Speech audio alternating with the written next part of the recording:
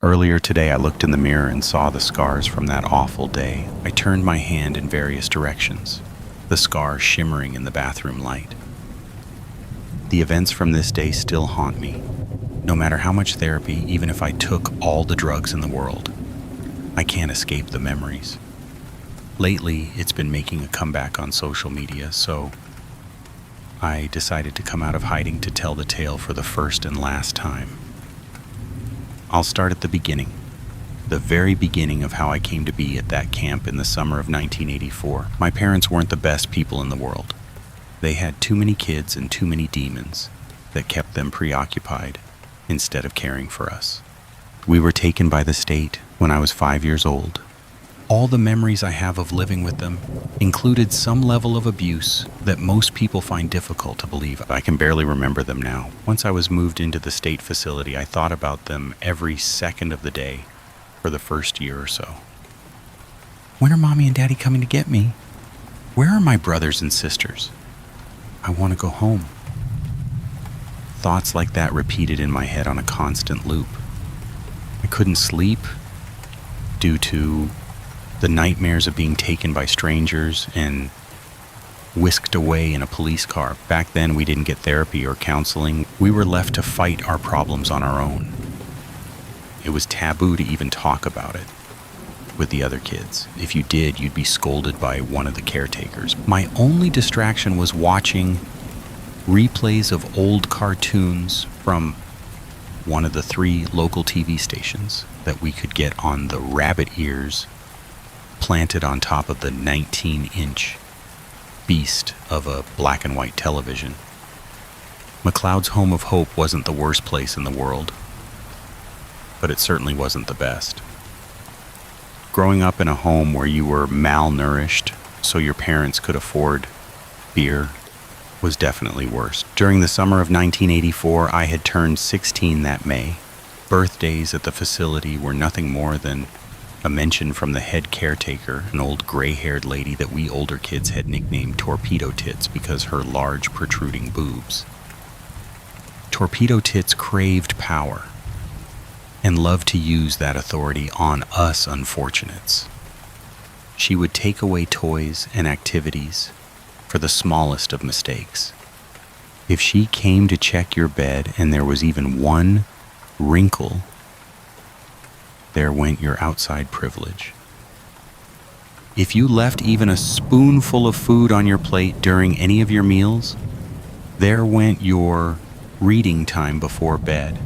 If you got into an argument with another kid, you'd spend the next week on cleaning duty.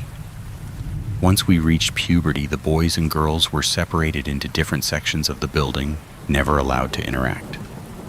One day when I was on cleaning duty, I punched a kid who got into an argument with me over chores. That kid then decided it was okay to call me a bastard, a word that he knew would instantly send me into a violent spiral. I splattered his nose with a punch that Muhammad Ali would have been proud of. I took that punishment with pride. They gave me one of those gigantic mops that you see janitors using in office buildings and told me to clean every inch of that momentous hallway by myself. I was lost in a daydream when I heard a voice call out, "Hey, you! Where is Mrs. Norris's room?" I looked up and saw a red-haired girl about 10 feet in front of me. She had walked around the corner and paused by the bend. She wore a green t-shirt with a local mascot of a turtle, and her hair was pushed back by a purple headband. I was smitten immediately. My brain turned to ooze, barely able to form a word, let alone a sentence. She, there, awkwardly pointing around in an arc, nearly tripping over my own feet as I twisted around. She laughed. Not a chuckle, but an amusing, hearty laugh. My heart was shattered.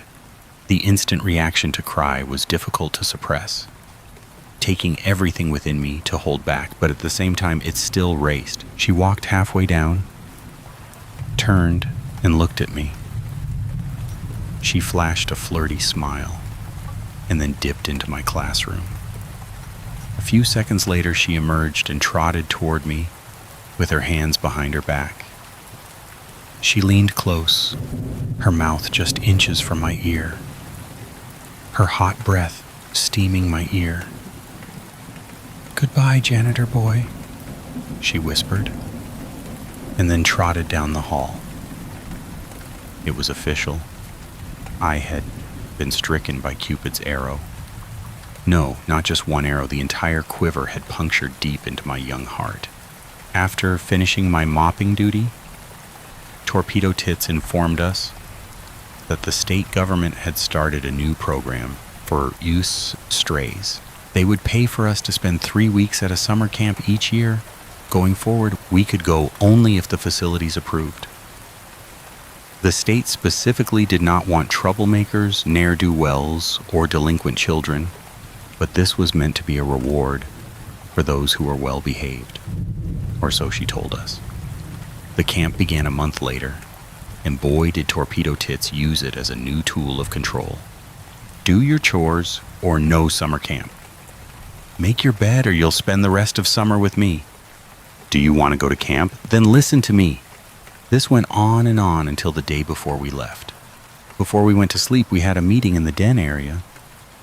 Old Torpedo Tits stood before us, clipboard in hand, and a smirk spread wide across her ugly face. "Well, children, the attendance for the trip to Camp Chattahoochee have been decided. I will read off the names of those going, and the rest will be doing extra work here so they can become good, productive young men in the world." She cleared her breath with a phlegmy cough that only cigarette smokers can achieve, something akin to an old car trying to start on a cold morning. Adam, Bryce, Charlie, Denver, Forrest, Henry, Michael, Nathan, Thomas, and finally, Wyatt. She stared at me, her eyes looking angry, as if she wasn't happy that I was chosen. Hearing my name, dragged out and spat with bile, somehow made me happy. I had worked hard to be good for the last several weeks, even volunteering to do extra duty when Henry had twisted his ankle outside. We were told to go to bed, but as I turned to leave, a hand clamped on my shoulder. "If I hear so much as a tardy from you, or the smallest slight, I will march over to that camp and kick your ass all the way back here. You got me, Wyatt? I want none of your bullshit on this trip. You will make a good example out of McLeod's home. You got me?" "Yes, ma'am," came out of my mouth with the practiced cadence of either a kid who had been beaten to obedience or someone fresh out of boot camp. The bus rolled in front of the building at 5 a.m. the next day. My belongings were few, consisting of a few pairs of clothes and some novels that I had borrowed from the library. All of this was crammed into my newly provided canvas backpack. I climbed onto that bus and saw that it was already crammed near its limit with other kids. There was a seat open near the front. The cool and obnoxious kids had amassed in the back to cause their ruckus, which had already begun and was escalating. A few moments later, I saw a glint of red hair sit down next to me. "Janitor boy." Yeah? Hi," was the best thing I could think of to reply with. "I'm Sadie, by the way," her smile spreading across her face, lifting her eyes in a way I can never forget. "Wyatt," I said, sticking my shaking, sweaty hand out as if I were a new politician. She looked at it for a moment and then shook it. A giggle followed. Her hand was small and soft, something that nearly startled me, but I found it alluring. We talked the entire 3-hour trip. Her story was very similar to my own. I hadn't been able to speak much to the other kids about theirs, but I realized that more than likely theirs was too. All of us had probably come from broken homes. shattered by abuse and addiction. Some of us kids took that pain in stride, while others sought to relieve it by being horrible to the others. I did a third option. I bottled it in and pretended as if it didn't exist. Sadie and I ignored everyone around us. To us, we were the only ones on that bus that day. Nobody else mattered. I saw a sparkle in her eye, and I'm sure she saw it in mine as well. Near the end of the trip, I worked up the nerve to put my clammy hand on her knee, and she placed her hand on mine. I smiled, a real one. For the first time in years, the bus's air brakes screamed as it came to a halt. The stop was barely big enough for the bus. It was surrounded by various flora that were chest height. We were split into two groups. The boys went to the right, the girls to the left.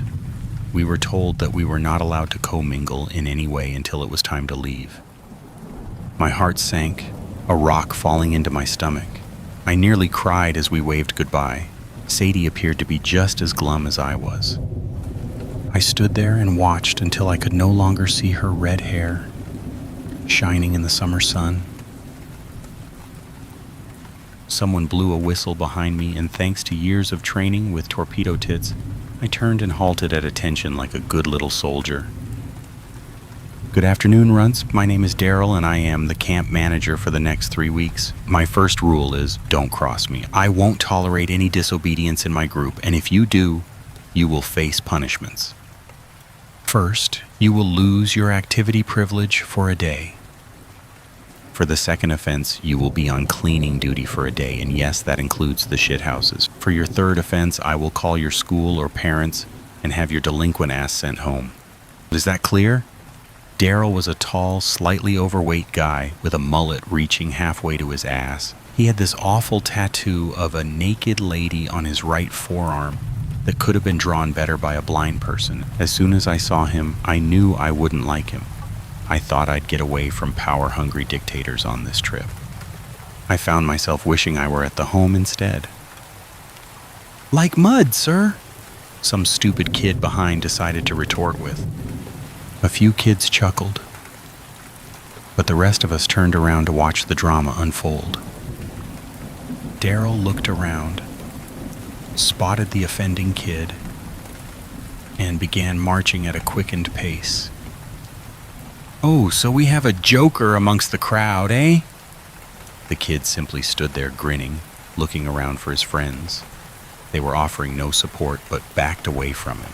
You could see the distress grow across his face in the seconds following. What's your name, kid? Leon. Well, little Leon, for that little infraction, instead of going around to meet each instructor and having fun today, once you move to your assigned cabin, stay there. You can watch everyone else have fun from the window. He did a sloppy about face and barked. As for the rest of you, march down the hill to where the flagpole is. We'll divvy you up to your cabins from there. Once we met the cabin leader, we were told that we had 1 hour to unpack and chat with each other. The kid sharing my bunk was named Donnie. Donnie was a quiet African-American kid who constantly clenched his jaw. It made him appear as if he were either about to cry or beat your ass at any moment. It didn't take a genius, definitely not me, to determine that he had endured awful abuse in his life, and it was best not to pry it out of him. Adam and Henry from my school were also in my group, and they immediately decided to bunk together. Neither one of them ever said much to me, and I did the same to them. There were 2 other kids in our group. One was named Tad and the other Winston. Both were rich kids who very clearly did not want to be there. They complained the entire time we unpacked about every aspect of the cabin and the camp. Nothing here was up to their lifestyle, and they, very loudly, complained that they weren't allowed to leave voluntarily. My only option for a friend was a kid with a short fuse or nobody at all. It made me miss Sadie even more. I felt sullen then, The air had been sucked out of my sails, a sucker punch to the nads. I found myself thinking about how much I'd rather be on that bus, holding Sadie's hand again, talking about anything and everything as the world rolled by. For that first day, we had to work in groups with kids from the other 3 cabins. Arts and crafts was the first stop, where I made a god's eye from popsicle sticks and yarn. After that was a lunch of bologna sandwiches with boxed mac and cheese. Lunchtime was an hour long. I spent that time alone. Nobody would even approach me, as if I were diseased. Then they told us it was time for a swim in the nearby lake. By the edge of the lake, they had built a boat launch. There was also a dock that had diving boards. We all had a blast. I even felt as if I might have made a few friends, but I never got their names. We just had fun roughhousing and staying anonymous. I was floating around the lake after doing a rather impressive cannonball, and now feeling rather tired. I looked across the lake and saw that the girls were doing the same. I scanned around, trying to catch a glimpse of that beautiful red hair. But before I could, someone else dove in and covered my head in water. Later that day, we had what they deemed as free time. We could participate in any of the designated activities, except ones that required supervision, but we also had the option to hike one of the many trails as long as we let someone know. I wanted to hike. Nobody else seemed to want to. Lots of other people had flocked over to archery and woodworking, but I didn't see anyone else head for the forest. Daryl was supervising the woodworking area, barking instructions and warnings, as a drill sergeant would. Careful, watch your damn hands. You don't want to lose your jackin' off hand, do you? He saw me coming and turned toward me. Sup, little dude? You want to learn how to make something? It could be your career one day? No, I was actually wanting to go for a hike. I've never been in a forest before. Oh. Then he thought for a second. Oh shit, I need to find you a buddy then. He looked around and found a fit older guy and gave out a whistle. Juan, come over here. I need you to show this little dude around the Rattler Trail. Show him all the plants and lizards and shit. I know you're good with that. Yes, sir, was all Juan said before he started walking toward the woods. I followed in hot pursuit. When I first saw Juan, I made the mistake of thinking he was just another macho jock douchebag, but as we walked into the woods, he started to lighten up. Don't worry about Daryl. He's a hard ass, but he means well. He's actually a good camp manager. He won't let anybody get by with being a jerk for too long. He sent a kid home earlier for dropping a racial slur on a kid named Donnie, but that was after Donnie bloodied his nose. He laughed, and I joined him. Juan wore cut-off jean shorts and a black Bark at the Moon 1983 Tour sleeveless shirt that looked practically new. Ozzy looked menacing in his werewolf getup. Cable TV was strictly forbidden, and so we were forced to use rabbit ears. We only had the 4 local channels to watch, and that meant no MTV. We were rarely allowed to leave the premises, so it was shocking for me to hear Ozzy Osbourne blasting from a kid's stereo on that bus ride to the camp. Juan himself was not menacing. He was a kind, welcoming older kid, which was something I had not experienced there yet. These other guys, most of them come from bad homes. They think being assholes gives them control over the chaos. My mother would beat us with the chancla if I treated my siblings how they do, he said, as we made our way up the ridge, far from the other kids. When we reached the summit of the trail a couple of hours later, the other kids were just ants. But Juan and I stood high above them all, like we were the kings looking down on our lowly subjects. I watched the ant people move about, and for the first time in my life, I felt brimming with joy. After a while, Juan gently put his hand on my shoulder and said it was time to head back down. Dusk would arrive before us if we didn't hurry. I hope you learned a few things today. not just plants and animals, but a few life lessons too. I definitely have. Thank you for this, Juan. About halfway down the trail, Juan stopped me. The sun had dipped behind the hills, and we were left with barely enough light to make it back. Shh. Juan's finger was raised, held in my direction. I looked around. Fear was trying to take the wheel and telling me to run. Look, there's a tent tucked back in those trees, he whispered, his voice shaking on the verge of exploding into a panicked scream. A tent? Yeah, I didn't see it on our way up. Nobody is supposed to be on this property but us with the camp. Does it look like someone is there? I can't see from here. Something pierced the back of his head, blood spurting out of the wound, through his long hair, and down that awesome Aussie shirt. He fell backward to the ground and never spoke again. His head rolled as he did so, and that was when I could tell it was an arrow. His body began to convulse, blood pouring from his mouth. Juan! Juan! At first I tried to help him, but it became obvious very quickly that there was no helping him. Thump! An arrow struck a nearby tree trunk nearly as soon as I started running. Thump! Another one barely missed me, but sliced open my calf. I didn't even realize it happened until my socks started feeling wet. When I made it to the campgrounds, another arrow fired, striking me between the shoulder blades. Yo, what the fuck? Wait, who the fuck is that? Daryl yelled, running toward me, but stopped once he saw the man behind me. He took a few steps back, his face covered in sheer terror, as he bolted in the other direction, leaving me bleeding on the ground. The man stepped over me as he made his way toward the camp. The other kids had broken out into complete pandemonium. Kids were running everywhere.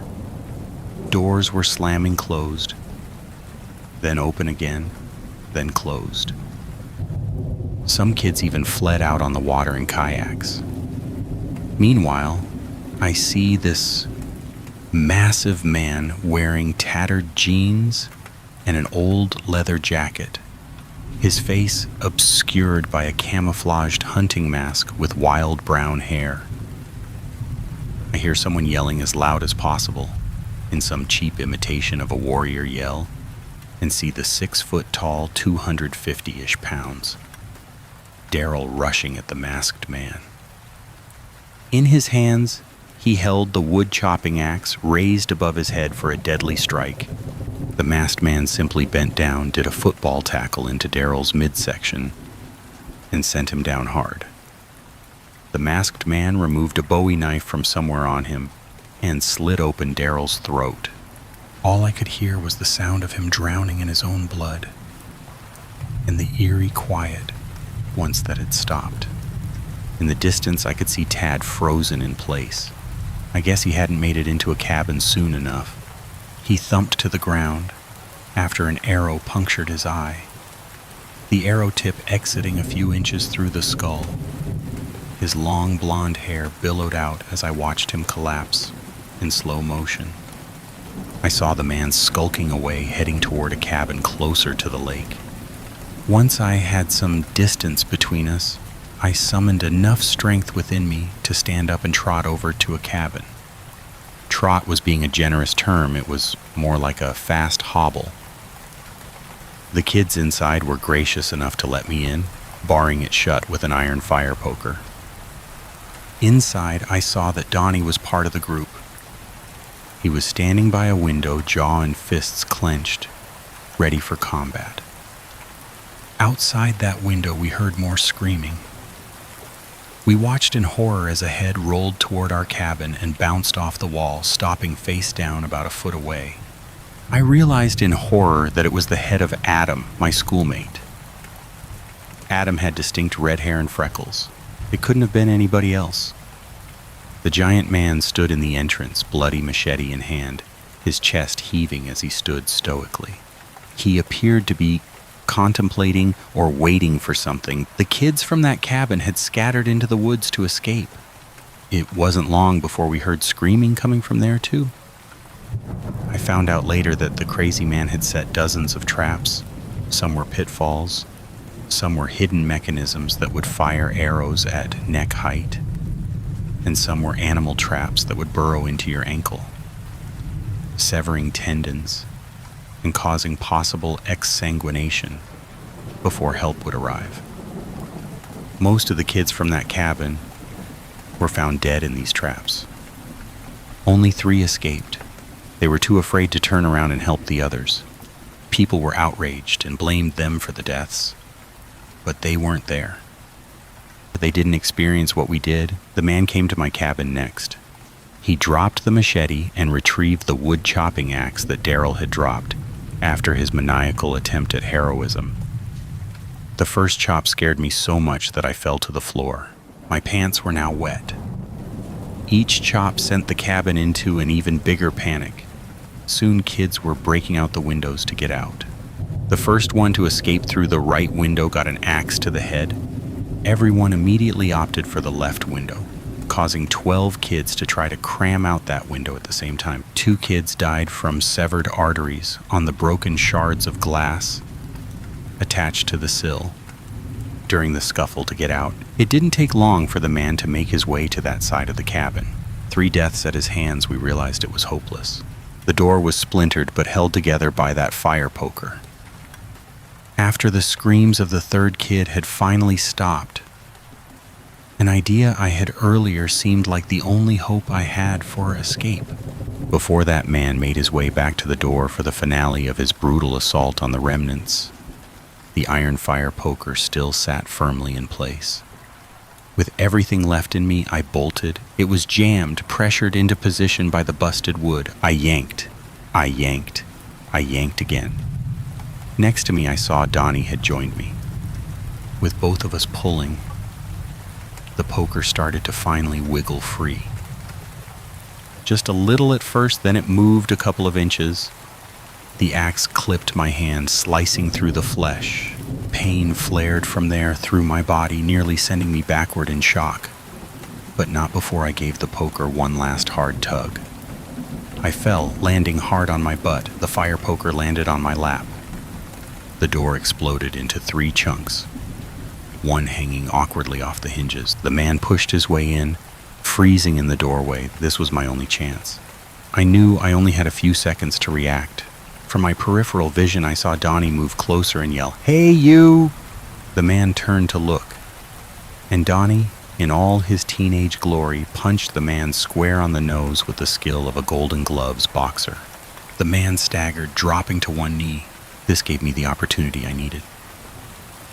I stood up, and in one quick, adrenaline-fueled, survival instinct-controlled motion, I rammed the 3-foot piece of metal into his right eye socket. Now it was his turn to scream.